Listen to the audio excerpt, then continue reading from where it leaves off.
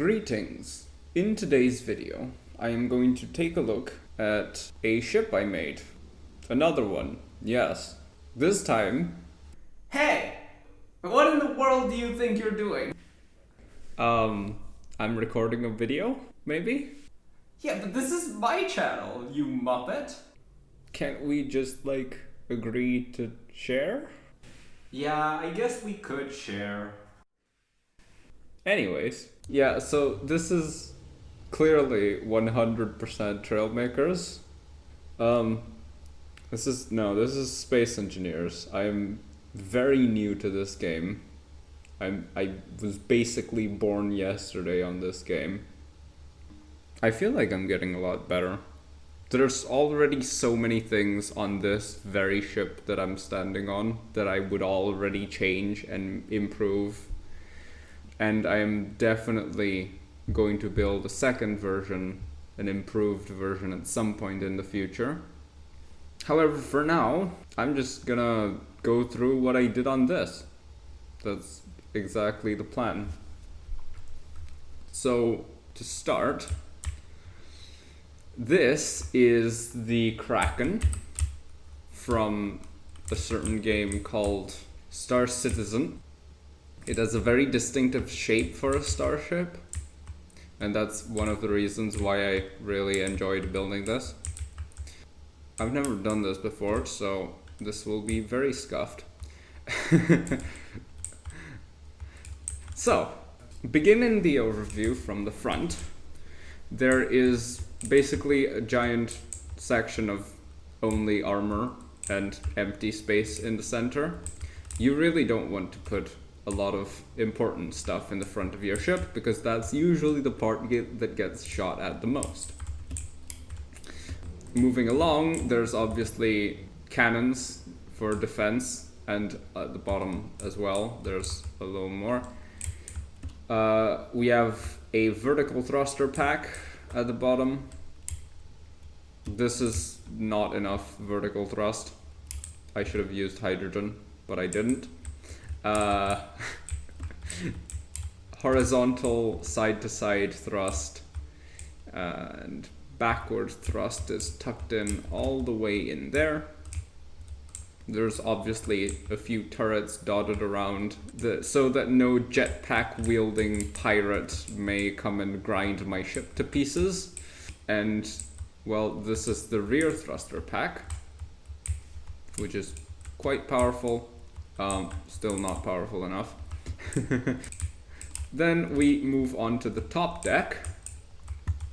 We can see two variations of ships being carried. One is a sort of dropship with a lot of turreted weaponry, and the other is a sort of fighter. I am not happy with the design of either of these, and I plan to change both of these at some point. That is, yes.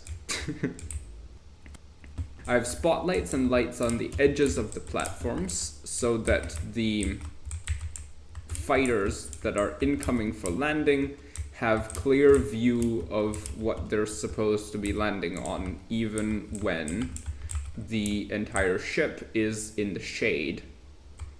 As you can see, there's a clear line of spotlights down the center, making sure that the ships know where the center is, where they're not supposed to be. And there's clear, bright, contrasting indicators of where the edges of the platforms are, so that when the ship is landing, it knows roughly where to go. That's about it for the outside view. We can now head inside and see how that fares. This is the airlock. To the outside, there's a quote-unquote specular one on the other side. It's asymmetrical because it has to be. There's a giant platform with starships on it there. In here, there's a utility room that can be filled with various different amenities. It's mostly empty because it's good to have just empty space that you can fill with whatever you need once you've understood that you need it. And then we can go upstairs. So On the top floor at the front is the bridge, from which you can have control over the entire ship. There's 3 seats, there's nice windows, there's a nice overview of the entire top deck. In the rear room, there's a projection table where the battles can be planned out and strategies and tactics. That's fine. All of these rooms, by the way, are pressurized. They have oxygen in them. Down the stairwell, at the back here, is the internal thruster room and hydrogen tanks at the bottom, which is, if I were to build this ship right now, I would never do that because, you know, that's incredibly dangerous. And so the bottom door is quite the same. It's still the thruster room with access to the hydrogen. This room over here is the med bay, where you have access to all of survival kits and the cryo tubes. And moving forward from the med bay is the cargo room. Here there's 4 large cargo containers and there's plenty of storage for a whole lot of stuff. Moving forward still, we have the processing room, I guess. This is what you call it. There's refineries, there's O2 generators, there's assemblers, there's everything. More hydrogen storage, oxygen storage, more hydrogen storage, so on and so forth. And the last room on this floor is a large antenna. This is the very front of the ship. This is why it's very empty and there's not many important things in here. There's a bunch of gyros, but there's plenty of other gyros in the rest of the ship. Therefore, I'm not particularly worried. Going back through, on the second floor is, well, still the gyro room. This is the battery room. A lot of batteries here of various kinds. Then we move into the reactor room. That's what, 8 reactors? I can do math. Yeah. Anyway, this is the main power source of the ship. There is a couple hydrogen engines somewhere, but I don't.